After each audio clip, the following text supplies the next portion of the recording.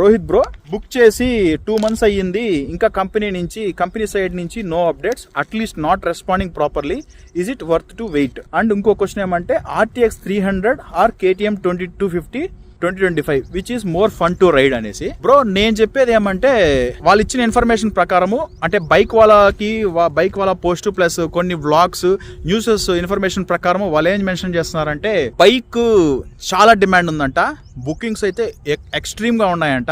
So ఈ bookings ఎక్కువ ఉండడం వల్ల వాళ్ళకి బైక్స్ ప్రొడక్షన్ ఇంక్రీజ్ చేయడానికి కొంచెం డిలే ఇచ్చారంట. ప్రొడక్షన్ అయితే జరుగుతుందంట.